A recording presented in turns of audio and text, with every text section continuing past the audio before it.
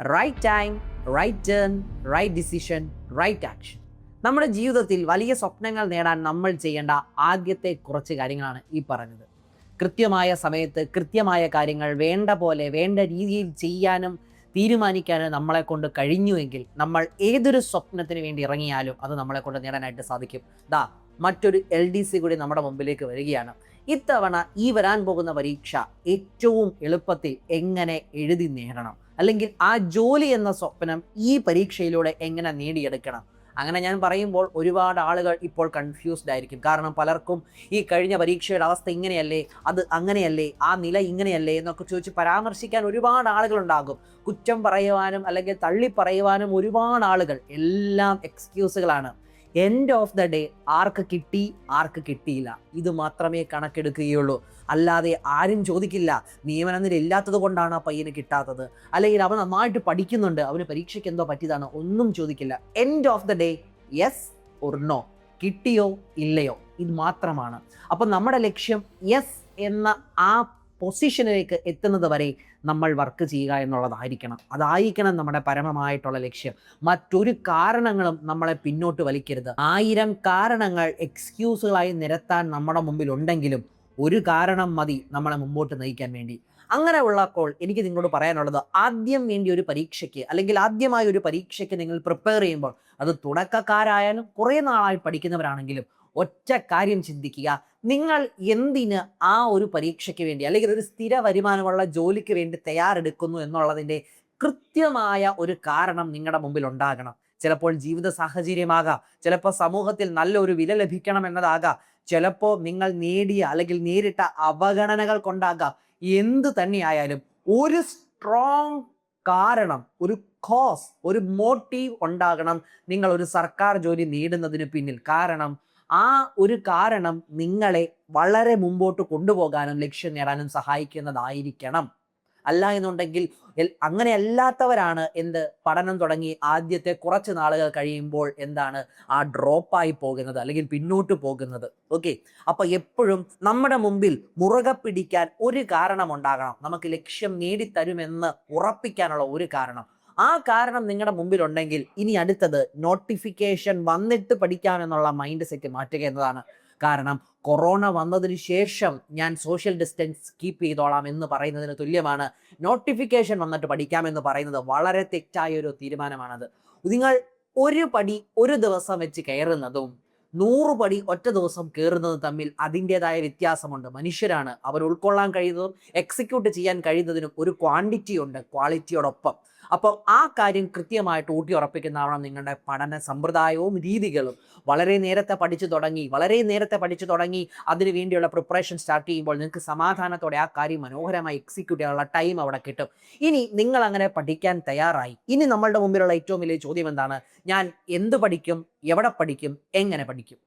ഇങ്ങനെ ഒരുപാട് ചിന്തകൾ ഒരു സാധാരണ ഉദ്യോഗാർത്ഥിയുടെ മനസ്സിലേക്ക് വരും. ഞാൻ സംസാരിക്കുന്നത് വളരെ നല്ല മാർക്ക് മേടിച്ച് ഏതൊരു കാര്യവും ഹൈ ആയിട്ട് അച്ചീവ് ചെയ്യുന്ന വലിയ ആളുകളെ പറ്റിയല്ല, ഞാൻ പറയുന്നത് സാധാരണക്കാരനെ പറ്റിയാണ്. ഒരു ആവറേജ് ലെവലിൽ നിൽക്കുന്ന ഒരു സാധാരണ ഉദ്യോഗാർത്ഥിയെ സംബന്ധിച്ചാണ്. പല പല ഫ്ലക്ച്വേഷൻസും ജീവിത സാഹചര്യങ്ങളിലെയും കടന്നു പോകുന്ന ഒരു സാധാരണക്കാരൻ. അവനെ സംബന്ധിച്ച് എവിടെ തുടങ്ങാം, എങ്ങനെ തുടങ്ങാം, എന്ത് പഠിക്കാം എന്നുള്ളത് ഇതൊന്ന് കേൾക്കണം. ആദ്യമായി നിങ്ങൾ മനസ്സിലാക്കേണ്ടത്, ഒരു LDC പോലുള്ള പരീക്ഷ എന്ന് പറയുന്നത് ഇപ്പൊ ഡിഗ്രി ലെവൽ പോലെയോ +2 ലെവൽ പോലെയോ അത്ര കനത്തതാണോ എന്ന് ചോദിച്ചാൽ ഒരിക്കലുമല്ല. ഇവിടെ നിങ്ങൾ ചിന്തിക്കേണ്ടത് എങ്ങനെ തുടങ്ങണം. നിങ്ങളുടെ സ്കൂളിലേക്ക് തിരികെ ചെല്ലണം. അതായത് 5ാം ക്ലാസ് മുതൽ 10ാം ക്ലാസ് വരെയുള്ള SCERT നിങ്ങളുടെ പ്രാർത്ഥനാ പുസ്തകം പോലെ, അല്ലെങ്കിൽ നിങ്ങളുടെ ബൈബിള്, നിങ്ങളുടെ ഖുറാൻ നിങ്ങളുടെ ഗീതയായി മാറണമെന്ന് പറയുന്ന പോലെ അത്രയും നിങ്ങൾ ഇമ്പോർട്ടൻസോട് കൊടുത്തുകൊണ്ട് നിങ്ങൾ എന്ത് ചെയ്യണം? നിങ്ങൾ അതിനെ ഡിപ്പെൻഡ് ചെയ്യാൻ തുടങ്ങണം പഠിക്കുന്ന സമയത്ത്. ക്ലിയർ ആണ്? വ്യക്തമായിട്ട് മനസ്സിലായി. കാരണം ഏറ്റവും വലിയൊരു മാറ്റം കഴിഞ്ഞ പരീക്ഷയെ അപേക്ഷിച്ച് വന്നിരിക്കുന്നത് SCERT പാഠപുസ്തകങ്ങൾ മാറിയിരിക്കുന്നു, പുതിയ പുസ്തകങ്ങൾ വന്നിരിക്കുന്നു. സമഗ്ര സൈറ്റിലൂടെ പുതിയ പുസ്തകങ്ങൾ നിങ്ങൾക്ക് ലഭ്യമാണ്. അത് ഡിപ്പെൻഡ് ചെയ്ത് എടുത്തു വെച്ച് പഠിക്കാൻ വേണ്ടി തുടങ്ങണം. ഒന്നാമത്തെ കാര്യം. രണ്ടാമത്തെ കാര്യം, പുതിയ കാലാനുസൃതമായ മാറ്റങ്ങൾ ചോദ്യത്തിൽ വന്നിട്ടുണ്ട്. അത് മനസ്സിലാക്കി പഠിക്കാൻ വേണ്ടി ആരംഭിക്കണം. ഒരു റാങ്ക് ഫയലോ ക്ലാസ്സുകളോ എല്ലാത്തിലേക്കും പോകുന്നതിന് മുമ്പ് നിങ്ങളുടെ കയ്യിലുള്ള സിലബസിനെ മനസ്സിലാക്കി അതിൻ്റെ അകത്ത് നിങ്ങൾക്ക് വരുന്ന ചോദ്യങ്ങളിൽ വന്നിരിക്കുന്ന മാറ്റം, കഴിഞ്ഞ വർഷം ചോദിച്ച അതേ ചോദ്യം ഇക്കൊല്ലം എങ്ങനെയാണ് ചോദിച്ചിരിക്കുന്നത് എന്നുള്ളതിനെ പറ്റിയുള്ള ധാരണ, അപ്പോൾ മുമ്പോട്ട് ഏതൊക്കെ തരത്തിൽ ചോദ്യങ്ങൾ വരാം, ഏതൊക്കെ തരത്തിൽ ചോദ്യങ്ങൾ മാറാം എന്നുള്ളതിനെ പറ്റിയൊക്കെ നിങ്ങൾക്ക് മനസ്സിലാക്കാനായിട്ട് സാധിക്കും. ഇനി അത് കഴിഞ്ഞിട്ട് ഈ പ്രീവിയസ് ഇയർ ക്വസ്റ്റ്യൻ, ഏറ്റവും അപ്ഡേറ്റഡ് ആയിട്ടുള്ള, ഏറ്റവും കഴിഞ്ഞ കാലഘട്ടങ്ങളിൽ വരെയുള്ള പ്രീവിയസ് ഇയർ ക്വസ്റ്റ്യൻസ് വർക്കൗട്ട് ചെയ്തിരിക്കണം. ഏറ്റവും അവസാനം നടന്നതിൽ നിന്നും പുറകോട്ട് വരിക. അപ്പോൾ നിങ്ങൾക്ക് പരീക്ഷയുടെ ആകെ ഒരു കിടപ്പ് വശം എങ്ങനെയാണെന്ന് മനസ്സിലാക്കും. ഏതൊക്കെ ഭാഗത്തുനിന്നും ഏതൊക്കെ ചോദ്യങ്ങൾക്കാണ് കൂടുതൽ ഇമ്പോർട്ടൻസ് വരുന്നത്, ഏതാണ് റിപ്പീറ്റഡ് ആയിട്ട് വരുന്നതെന്നൊക്കെ ഉള്ളത്. മാത്സ്, മലയാളം, ഇംഗ്ലീഷ് പോലുള്ള സബ്ജക്റ്റുകളിൽ വളരെയധികം നിങ്ങളെ അത് സഹായിക്കുമെന്നുള്ള കാര്യം 100% ഉറപ്പാണ്. അപ്പോൾ ആ മുമ്പോട്ട് പോകേണ്ട രീതി എന്തൊക്കെയാണ്? SCERT, പുതിയ ചോദ്യം, പ്രീവിയസ് ഇയർ ക്വസ്റ്റ്യൻ, ഈ കാര്യങ്ങൾ മുറുകെ പിടിച്ചുകൊണ്ടുള്ള പഠന സമ്പ്രദായം നിങ്ങൾ ഡെവലപ്പ് ചെയ്യണം. അത് വളരെ ഇമ്പോർട്ടൻ്റ് ആണ്.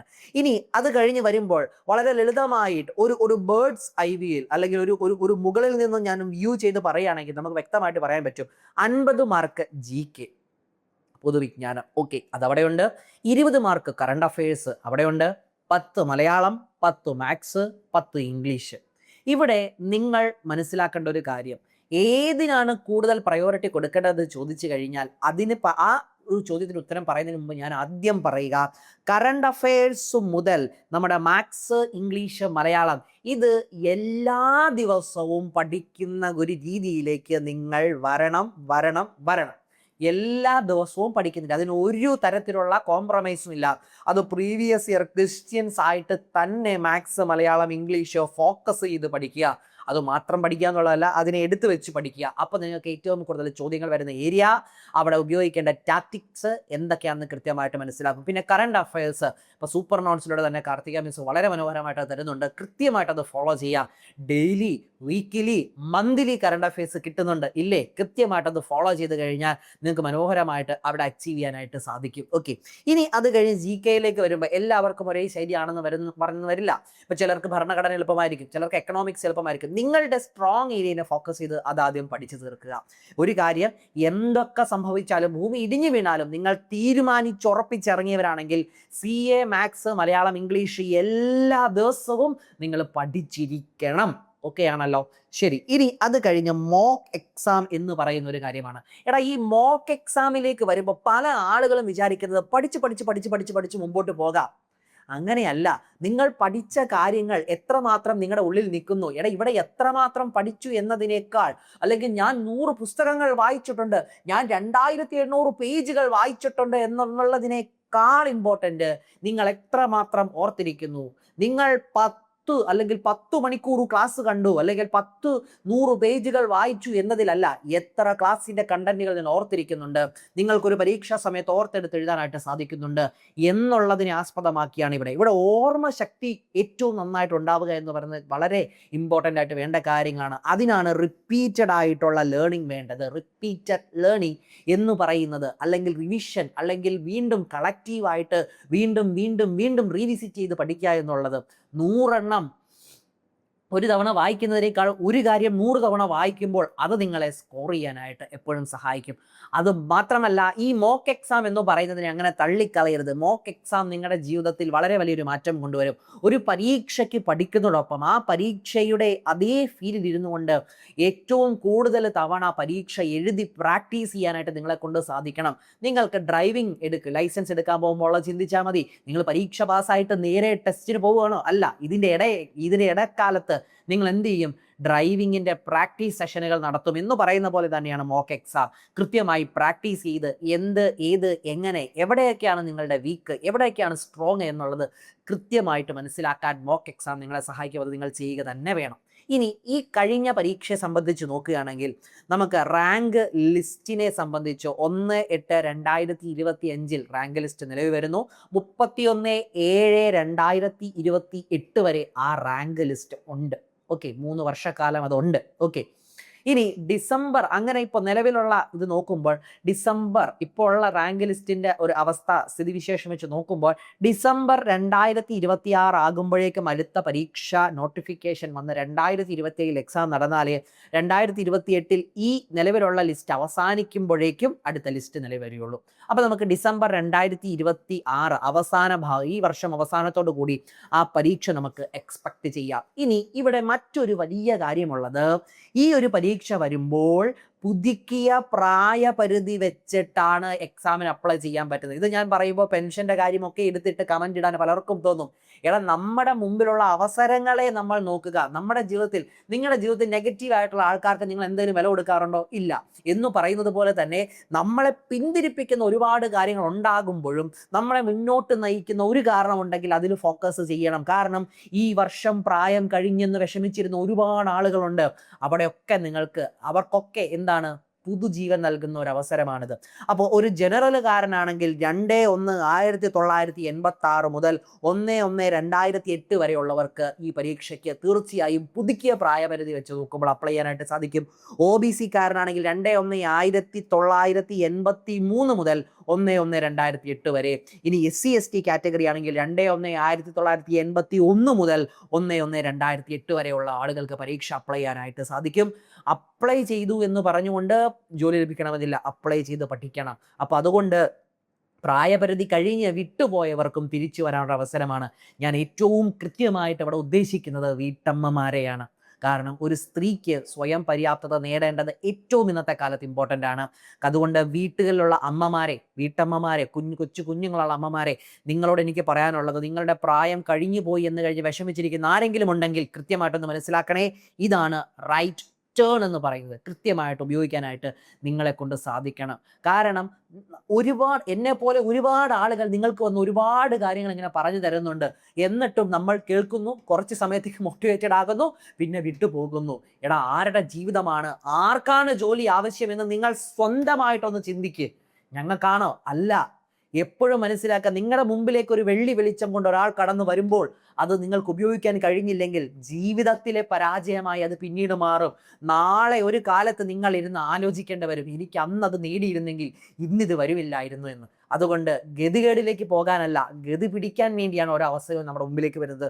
കുറച്ച് കഷ്ടപ്പാടുണ്ടാകും, പക്ഷേ അതിനപ്പുറം നമുക്കൊരു പച്ചപ്പ് നിറഞ്ഞ ജീവിതം ഉണ്ടാകും. അതുകൊണ്ട് ഏറ്റവും മനോഹരമായിട്ട് വിനിയോഗിക്കുക.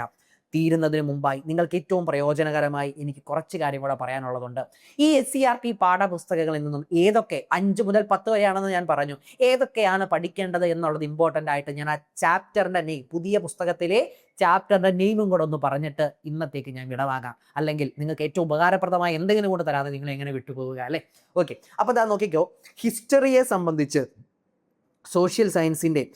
ഹിസ്റ്ററിയെ സംബന്ധിച്ച് സോഷ്യൽ സയൻസ് ടെക്സ്റ്റ് ബുക്കിൽ നിന്നും അറിഞ്ഞിരിക്കേണ്ടത്, അതായത് 10ാം ക്ലാസ്സിലെ 1ാമത്തെ ചാപ്റ്റർ 2, 4, 5, 6, 7, 8, 9 എന്നീ ചാപ്റ്ററുകൾ കൃത്യമായിട്ടും പഠിച്ചിരിക്കണം.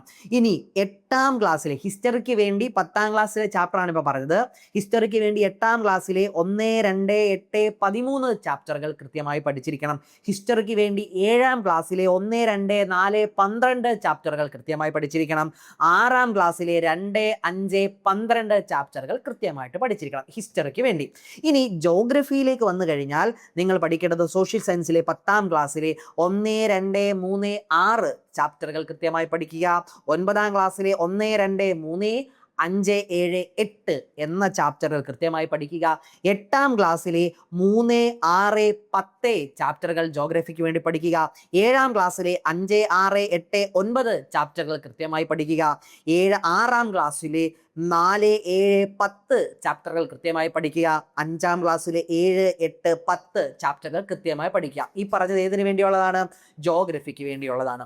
ഇനി ഭരണഘടന പഠിക്കുമ്പോൾ 9ാം ക്ലാസ്സിലെ 7, 8, 4 ചാപ്റ്ററുകൾ കൃത്യമായി പഠിക്കണം. 8ാം ക്ലാസ്സിലെ 5, 3 ചാപ്റ്റർ കൃത്യമായി പഠിക്കണം. ഇനി 7ാം ക്ലാസ്സിലെ 8, 3 ചാപ്റ്ററുകൾ പഠിക്കണം. 6ാം ക്ലാസ്സിലെ 3ാം ചാപ്റ്റർ പഠിക്കണം. 5ാം ക്ലാസ്സിലെ 11ാം ചാപ്റ്ററും 6ാം ചാപ്റ്ററും പഠിക്കണം. ഓക്കെ, ഇനി എക്കണോമിക്സിലേക്ക് വരുമ്പോൾ 10ാം ക്ലാസ്സിലെ 4, 5, 7, 8ാം ക്ലാസ്സിലെ 4, 6, 7, 7ാം ക്ലാസ്സിലെ 10ാമത്തെ ചാപ്റ്റർ, 6ാം ക്ലാസ്സിലെ 6, 11, 5ാം ക്ലാസ്സിലെ 3, 5.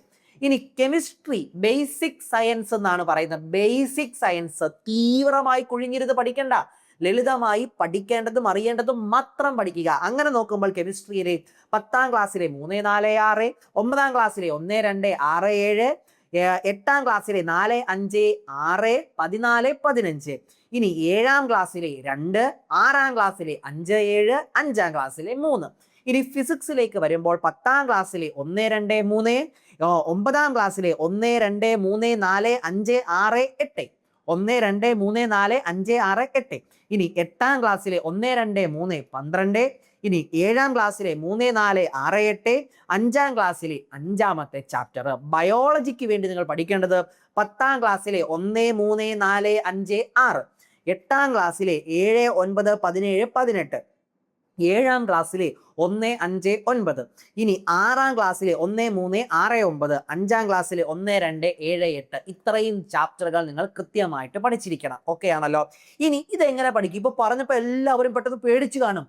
എടാ ഇത് എന്താ 1 വർഷം കൊണ്ട് പഠിക്കാൻ വേണ്ടിയിട്ട്? 1 വർഷം കൊണ്ട് ഒരു കൊച്ച് ഇതിന്റെ ഒരു 2 ഇരട്ടി പഠിക്കുന്നുണ്ട്. നിങ്ങളെ കൊണ്ട് ഇത്രയും ചാപ്റ്ററുകൾ കൃത്യമായി പഠിക്കാൻ പറ്റുന്നില്ല, അത് ഒരിക്കലും പറയുന്നത് പറ്റും. ഇനി നിങ്ങൾക്കത് പറ്റുന്നില്ല എന്നുണ്ടെങ്കിൽ നിങ്ങൾ ഈ ചാപ്റ്റർ മാത്രം നിങ്ങളുടെ വീടിൻ്റെ അടുത്തുള്ള ഏതെങ്കിലും കൊച്ചുമക്കൾക്കോ അല്ലെങ്കിൽ തൊട്ടടുത്തുള്ള ട്യൂഷൻ സെൻ്റർ ഉണ്ടെങ്കിൽ ഈ ചാപ്റ്ററുകൾ ഫ്രീ ആയിട്ട് പോയി പഠിപ്പിക്കുക. നിങ്ങൾ പഠിപ്പിക്കുമ്പോൾ മനോഹരമായി നിങ്ങൾ പഠിക്കും. അതൊരു സ്ട്രാറ്റജിയാണ്. അങ്ങനെ നിങ്ങൾക്ക് ലക്ഷ്യം നേടണമെങ്കിൽ ഏതൊക്കെ രീതി അവലംബിക്കണമോ അതൊക്കെ അവലംബിക്കാൻ നിങ്ങൾ തയ്യാറാകണം. അങ്ങനെ നിങ്ങൾ തയ്യാറാകുമ്പോൾ നിങ്ങൾക്ക് ജോലി ഉറപ്പായിട്ട് നേടാനായിട്ട് സാധിക്കും. ഒരു കാര്യം എപ്പോഴും ഓർമ്മിക്കുക, നിങ്ങളുടെ ജീവിതത്തിൽ പച്ച പിടിക്കുക എന്നുള്ളത് നിങ്ങളുടെ മാത്രം ആവശ്യമാണ്. അപ്പോൾ അതിന് വേണ്ടിയുള്ള ഇനീഷ്യേറ്റീവ് നിങ്ങൾക്ക് മാത്രമേ എടുക്കാൻ കഴിയൂ. നിങ്ങൾ ആരുടെ അടുത്തും കൊട്ടിഘോഷിച്ച് നടക്കണ്ടടാ, നിങ്ങൾ ആരോടും പറയണ്ട, ഒരു സ്റ്റാറ്റസും ഇടണ്ട, ഒന്നും വേണ്ട. നിങ്ങളുടെ മോട്ടിവേഷനും നിങ്ങളുടെ മാനസികാവസ്ഥയും ഏറ്റവും പോസിറ്റീവായി മുന്നോട്ട് വെക്കുക, ഏറ്റവും മുറുകെ പിടിക്കുക. നിങ്ങളെ മുമ്പോട്ട് നയിക്കുന്ന ഒരു വെളിച്ചമുണ്ടെങ്കിൽ അതിനെ മുറുകെ പിടിക്കുക. സൂപ്പർ നോട്ട്സ് നിങ്ങളുടെ കൂടെ തന്നെ എപ്പോഴും ഉണ്ടാകും. വരാൻ പോകുന്ന LDC എക്സാമിന് വേണ്ടി LDC 1 ബാച്ചുമായിട്ട് സൂപ്പർ നോട്ട്സ് നൽകുന്ന ഉറപ്പും അത് തന്നെയാണ്. നിങ്ങൾ നേടണമെന്ന് തീരുമാനിച്ച ആളുകളാണെങ്കിൽ നേടിത്തരാൻ നിങ്ങളുടെ ഒപ്പം ഞങ്ങൾ എന്നും ഉണ്ടാകും. നിങ്ങൾക്ക് എന്തെങ്കിലും ആവശ്യമുണ്ടെങ്കിൽ, എന്ത് തരം ആവശ്യമായാലും ഈ LDCയെ പറ്റിയാണെങ്കിലും ഒരൊറ്റ ഫോൺ കോൾ വിളിച്ചാൽ മതി. നിങ്ങളുടെ അരികത്ത് ഞങ്ങൾ എന്നും എപ്പോഴും ഉണ്ടാകും. 8281223366. ഇത് പ്രമോഷനായി കണ്ട് അവഗണിക്കുന്നവർക്ക് ആ വഴി പോകാം. പക്ഷേ നിങ്ങൾക്ക് കിട്ടിയ ഒരു കച്ചിത്തുരുമ്പായിട്ട് നിങ്ങൾ കാണുന്നുവെങ്കിൽ ധൈര്യമായിട്ട് ഉപയോഗിക്കുക. കാരണം എന്നും എപ്പോഴും നമുക്ക് അവസരങ്ങൾ ഉണ്ടായി എന്ന് വരില്ല. അതുകൊണ്ട് ദൈവത്തെ ഓർത്ത് നിങ്ങൾ ചിന്തിക്കുക. 1 മിനിറ്റ് ഒന്നിരുന്ന് ചിന്തിച്ചിട്ട് അടുത്ത ചുവട് വെക്കാൻ നിങ്ങളെ കൊണ്ട് സാധിക്കട്ടെ. നല്ല തീരുമാനങ്ങൾ നല്ല ജീവിതം നൽകുമെങ്കിൽ അത് നിങ്ങൾ എടുക്കേണ്ട സമയം അതിക്രമിച്ചു കഴിഞ്ഞു. വീണ്ടും കാണാം. അതുവരേക്കും take care. It's your Dijesh signing off. By.